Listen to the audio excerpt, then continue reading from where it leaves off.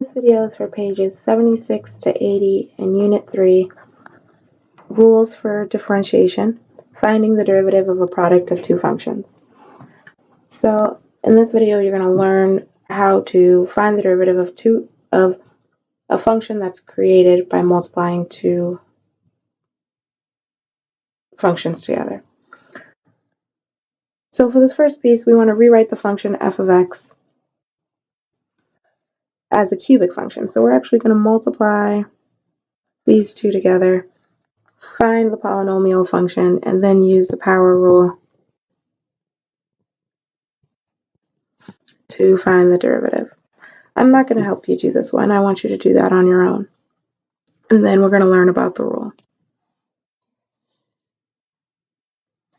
Two men, Isaac Newton and Gottfried Leibniz, are credited for developing the study of calculus in 1673. Leibniz published an article in which he derived what we know today as the product rule of differentiation. We're going to write this rule together in the box. So if there's a function, there's some function f of x, and it's comprised of two functions, h of x times g of x, then f prime of x is equal to h prime of x, g of x, plus h of x, g prime of x. Okay, so we are going to prove that this rule works by using it to find the derivative of the function you found at the beginning. So if we have the function f of x equals 2x minus h times x squared minus 2x plus 1, we can identify that the two functions that create f of x are 2x minus 3, which is going to be my h of x, and x squared minus 2x plus 1, which is going to be my g of x. Right, so then f prime of x is equal to h prime, which is 2, times g of x, which is 2x squared minus 2x plus 1, plus h, which is 2x minus 3, times g prime of x, which is 2x minus 2. And when we multiply these out, we get 2x squared minus 4x plus 2 plus 4x squared minus 4x minus 6x plus 6. And when we simplify, we get 6x squared minus 14x plus 8, which is what you should have gotten at the beginning when you used the power rule. So sometimes I get the question why this rule is so important if we could just rewrite as a polynomial and easily differentiate. So the answer to that question is, if it's possible to rewrite it as a polynomial, do so. But in cases where the function is g of x equals x squared sine x, there's no way to rewrite that as a polynomial. So we have to apply power rule to find the slope of the... So we would have to apply the power rule there.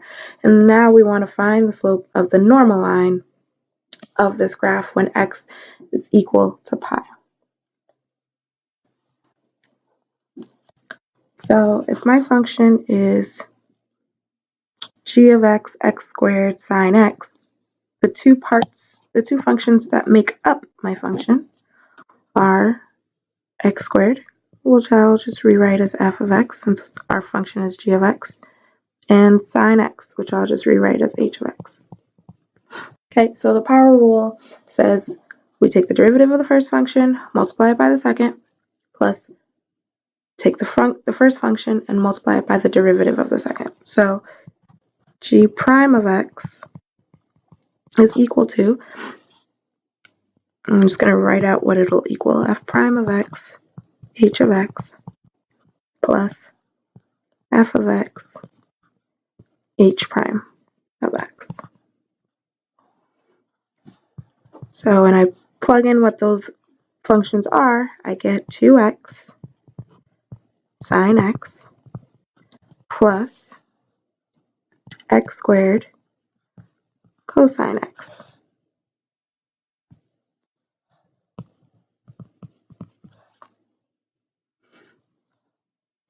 And if I want the slope of the normal line, I need to first find the slope of the tangent line. So I want g prime of pi, which is equal to 2 pi sine of pi plus pi squared cosine of pi, which is equal to 2 pi times 0 plus pi squared times -1, which is equal to negative pi squared. This is my slope of the tangent line. So my slope of the normal line is going to be the opposite reciprocal. So if my tangent line is negative pi squared, then my normal line is 1 over pi squared for a slope. Okay.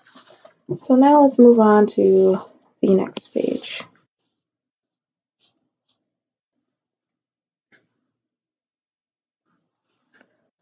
So on the next page, you are asked to use the product rule to find the derivative of each of the following functions. So although you can use power rule on f of x and g of x at the top, I want you to practice using the product rule. Okay, so identify the two functions that create your overall function, and then go from there. What I'm going to do is I'm going to do the g of theta and the h of x at the bottom. So g theta is equal to 3 theta plus theta sine theta. Okay, so this function is actually comprised of not just a product of functions, but a sum of functions. So sum of functions doesn't affect us in any way. We will take the derivative of this same way that we did in the past. This, however, is comprised of two separate functions. We have the theta and we have the sine theta. So theta, we're going to call f of x, and sine, we're going to call h of x. So g prime of x, g prime of theta, is going to be equal to, we'll just take the derivative of 3 theta, which is just 3, plus, and now we use the product rule to find those two functions. So the derivative of f of x, or the derivative of theta, is 1. We're going to multiply that by sine theta. And then we're going to add to it theta times, and then the derivative of sine is cosine theta. So we get that 3 plus sine theta plus theta cosine is the derivative of g of x. So now we want the derivative of h of x. It's a little easier to see our product here, right? So this is f of x. This is g of x. So then the derivative of h of x is going to be equal to the derivative of f of x, which is cosine, times g of x, which is cosine, plus f of x, which is sine, times the derivative of cosine, which is negative sine. So h prime of x is equal to cosine squared x minus sine squared x.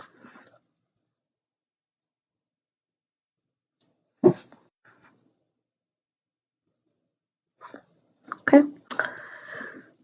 You can take that further using some trig rules to kind of help you simplify it more, but that's perfectly acceptable as a final answer.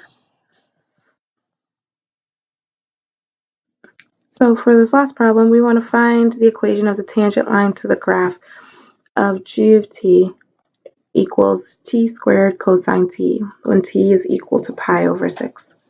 So again, first thing we're going to do is figure out what the two equations are that are being multiplied together and identify them. So t squared will be f of x, cosine t will be h of x. And then we want to find the actual derivatives. So g prime of t is equal to 2t cosine t plus t squared negative sine t is equal to 2t cosine t minus t squared sine t. Now we want to find the derivative of pi over 6 to find my SOT. So we'll have 2 times pi over 6 cosine of pi over 6 minus pi over 6 squared sine pi over 6, which is equal to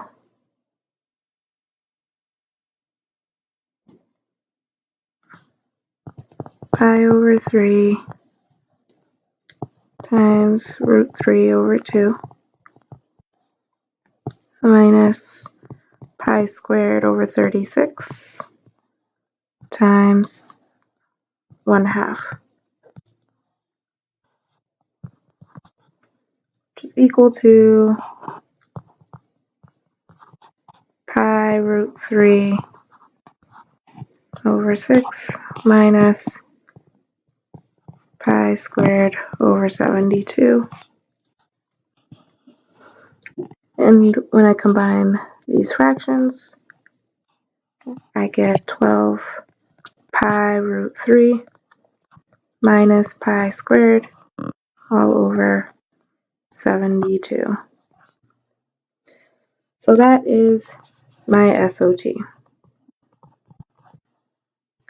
Now for my POT, because I am writing an equation of the tangent line, I need to know g of pi over 6, which is going to be pi over 6 squared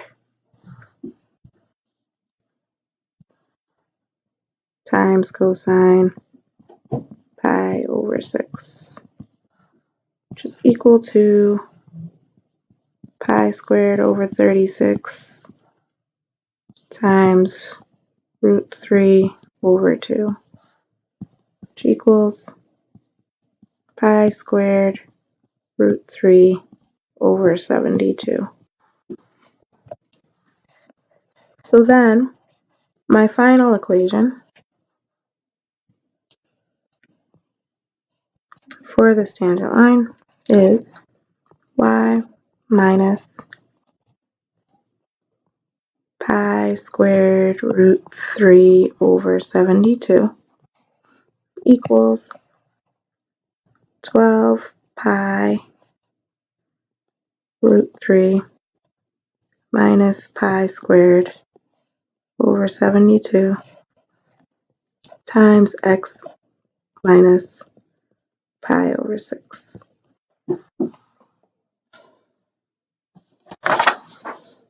All right, so now on to the next page. on page 77, you are asked to find the derivative of f of x by applying the product rule to the function f of x equals square root of x times x squared minus 3x plus 2. In the space below, write the result that you obtained. So on page 77, you worked on those problems at the top. There were 4 of them. You're going to write down your answer to the g of x problem in the top row. Given the function f of x is square root of x times x squared minus 3x plus 2, rewrite the function in polynomial form. So this function can be rewritten in polynomial form. So if I do that, I would get f of x is equal to x to the 1/2 x squared minus 3x plus 2, which I can rewrite as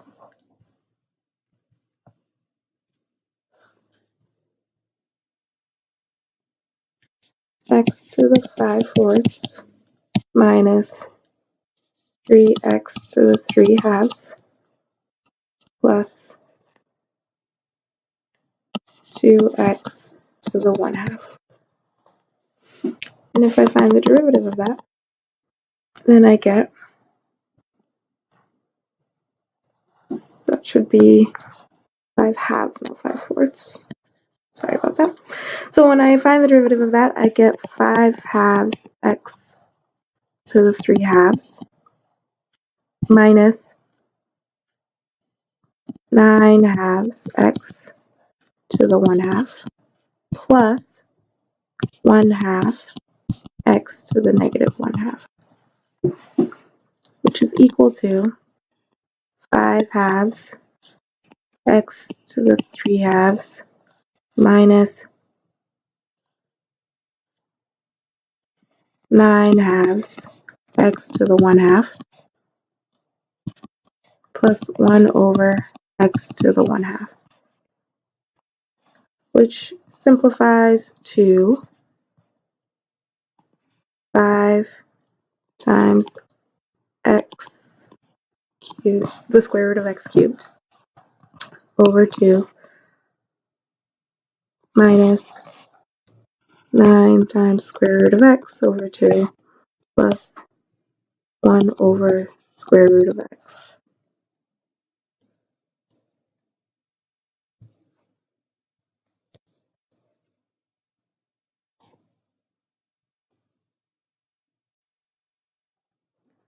So what lesson can we learn from the algebraic analysis above?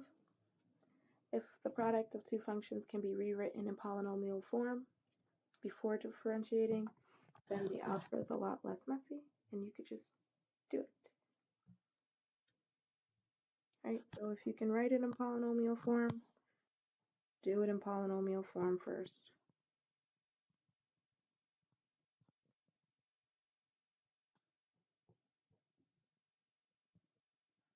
Polynomial form is less messy.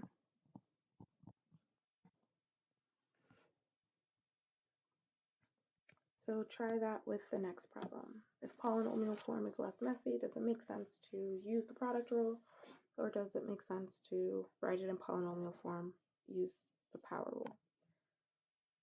So do this problem on your own, and we'll move on to page 79. So below are two functions, f of x and g of x. We're going to let p of x equal f of x times g of x. And we're going to let r of x equal x squared times g of x. We want to use the graphs to answer the following questions. So if g prime of -4 is 2, then what is the value of p prime of -4? Okay, so we know g prime of -4 is 2.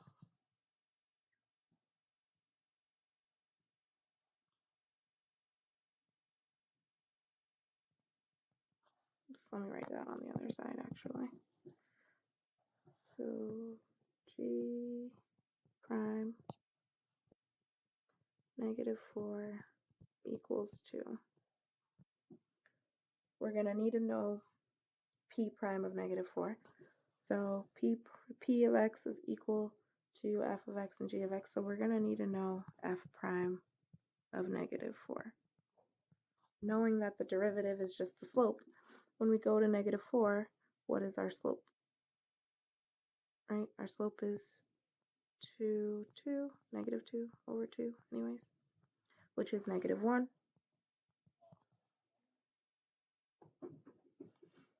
So g prime of negative 4 means that p prime of negative 4 means that I need to know f prime of negative 4 times g of negative 4 plus f of negative 4 times g prime of negative 4.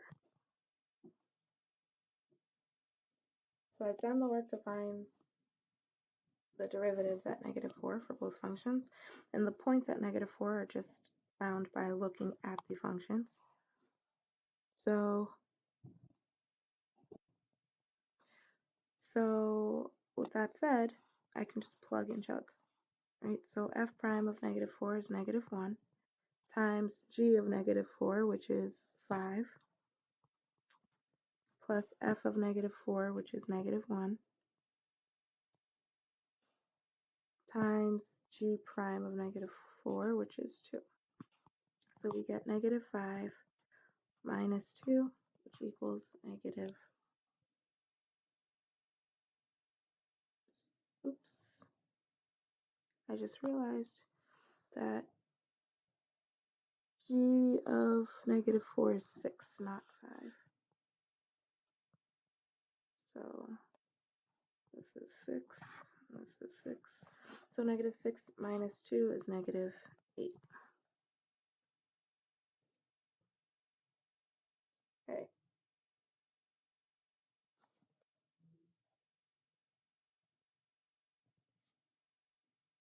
All right, so then for the second problem, we're looking for r prime of negative 2.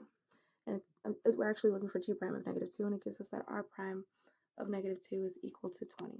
So with that information, we know that r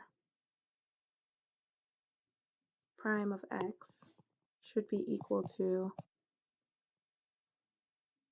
if x squared is my first function, then let's call it h of x. Right, so then the h prime of x would be 2x times g of x plus x squared times g prime of x. So if r of negative 2 is 20, then we know 20 is equal to 2 times negative 2 g of negative 2 plus negative 2 squared g prime of negative 2.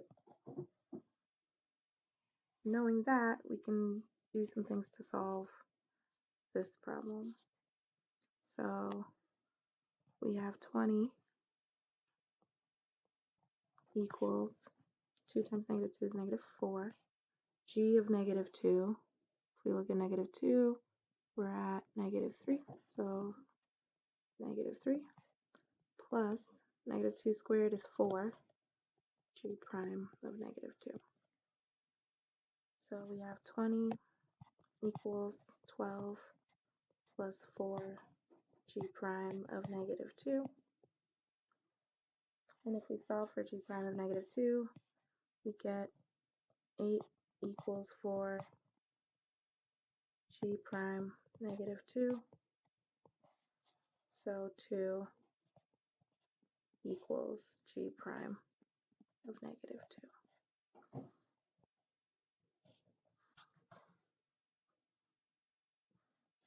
All right. So for the next two pieces, you're writing an equation for those values, p of x. So I'll do p of x with you, but you're going to do r of x on your own. So to find the tangent line equation for p of x, we needed to know the SOT, which we found up top, which is -8. And then we need to find the POT, which we'll use the function to find. So p of x is equal to f of x times g of x. So then p of 4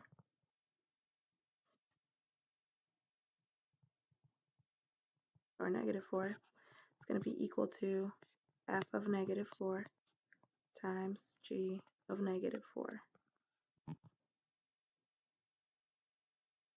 And f of -4, as you can see from the graph, is equal to -1. And g of -4 is equal to 6. So p of -4 is equal to -6. So our POT is -4, -6. So then our final equation should be y plus 6 equals -8 x plus 4.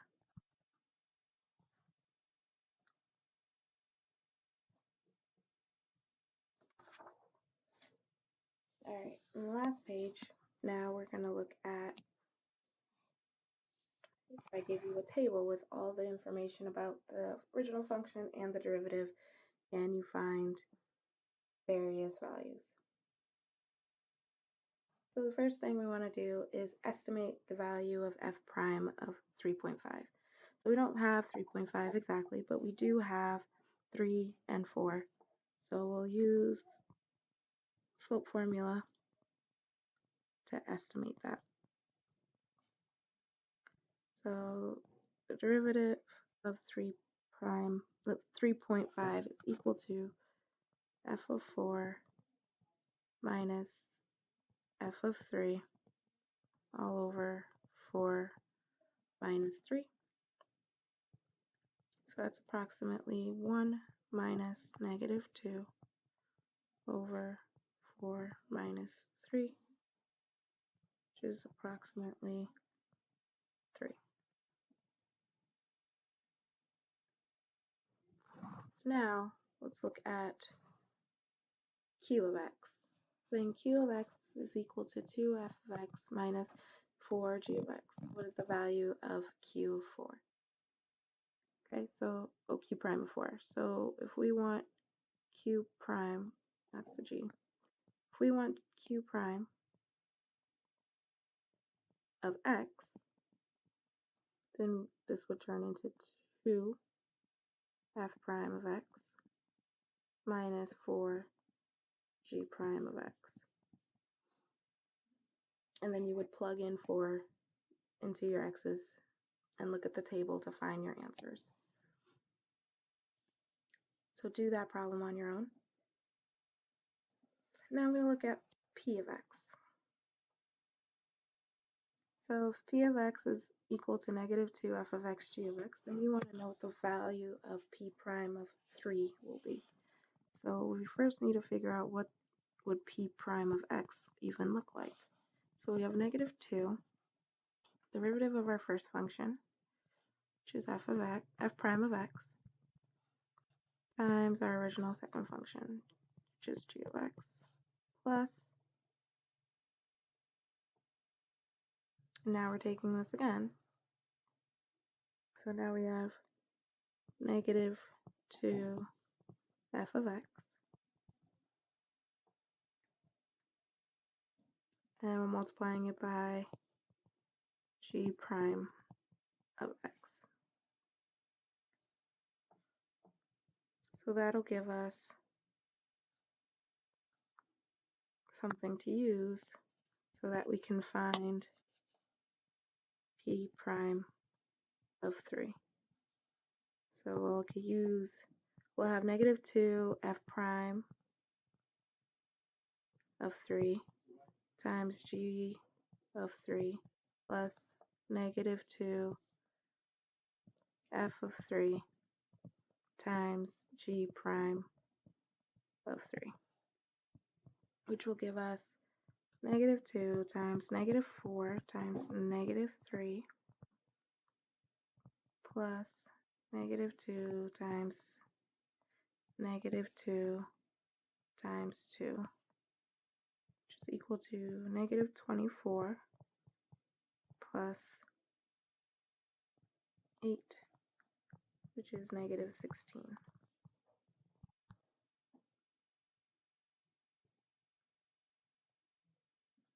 All right, and then for the last one, I'm going to have you do that one on your own as well. And you want to find the equation of a tangent line to the graph, and your f cubed,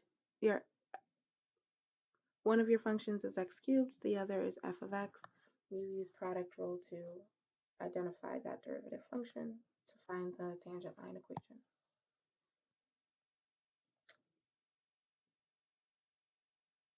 K of x is a little bit of a tougher problem, more of a challenge problem, but I want you to also try that one on your own to find the value of k prime of 3.